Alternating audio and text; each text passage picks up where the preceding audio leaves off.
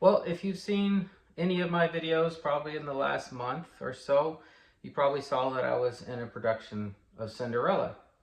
Um, if you look on the back of the thing, if you happen to go to it, there are other productions, and this one right here is Godspell. And Godspell is going to be on April 10th, 11th, 12th, and 13th. The 13th is Sunday. I believe that's Palm Sunday. So it's the weekend before Easter. And the Thursday, Friday, and Saturday showings are supposed to believe, that might be a typo, it's supposed to be 7:30, and Sunday is at 2:30. Looks like it's a typo on the back. I have to let them know. But, so I've been practicing for Godspell since November. It's actually the one I really wanted to do. Cinderella was a last minute ad, an extra stressor in my life, but I fit the role really well of Sebastian, a kind of corrupted politician. I actually really enjoyed it because I got to make jokes and I got to be funny, and it worked out well. And my singing wasn't even that hard, but the singing in Godspell, that's killer. This is a hard, Godspell is really tough.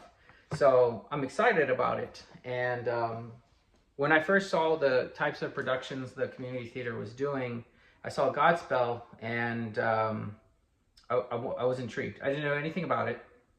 So I started looking up about it, and I was finding stuff saying that Godspell is like a depiction of the Gospel of Matthew. So I became really intrigued. I didn't look into, I know there was a movie like in the 80s, and I've heard it's probably not worth watching.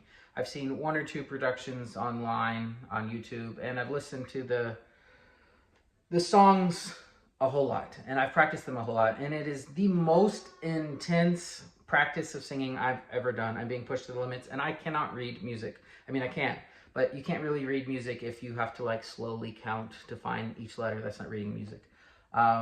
So I know music, but I don't know music at all. I'm an engineer. I'm a math person. I'm a science person. I love art. I love beauty, and I do love singing. But I'm not necessarily skilled in the skills of reading music, but I'm having a blast. So I got the music, and I just talk a little bit about it. The first three songs, they kind of hit you real fast. You have the prologue, and I'm a slow person, so I hear it, and it just sounds like a bunch of people saying philosophies about God, and there's a lot of like beats in the background, kind of a cappella singing in the background, and I didn't think much of it. And then the song right after is called Tower of Babel, and they sing a lot about Babel in terms of like the philosophies competing with each other. And so in the until I saw it myself, the people that are speaking are like Socrates, Thomas Aquinas, Galileo, Hegel, Gibbon, I don't know who they are.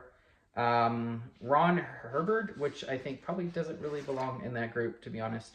Sartre, and Marianne Williamson, all competing for their opinions about God. And as you actually look into the words they're saying, minus Hubbard, it's quite beautiful. In fact, my solo is right at the beginning, Thomas Aquinas, which I didn't know anything about, and now I've learned some about him.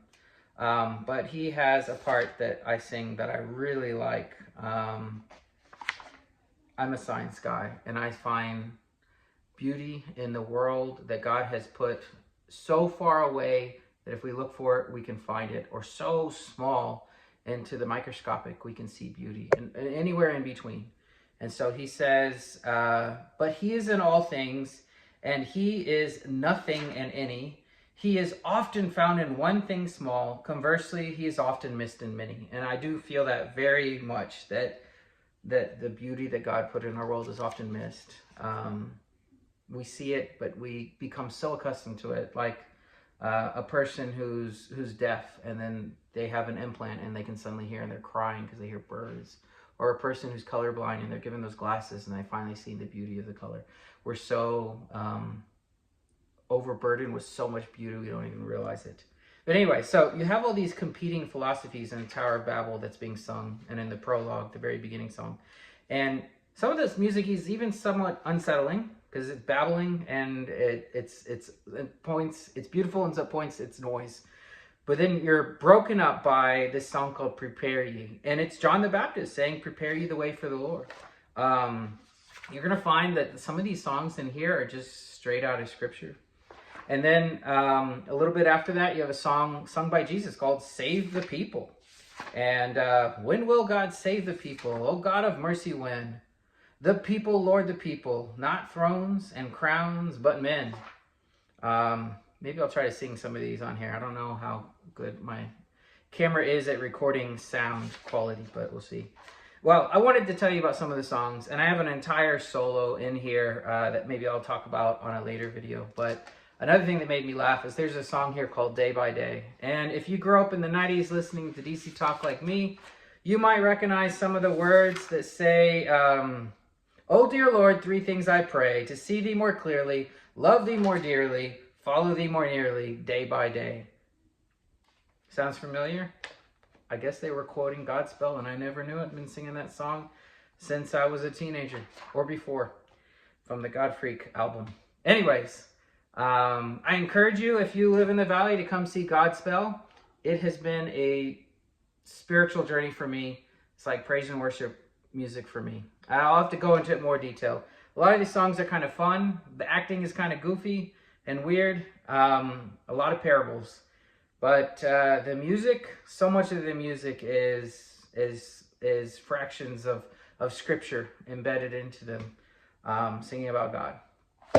All right, see you later. Bye.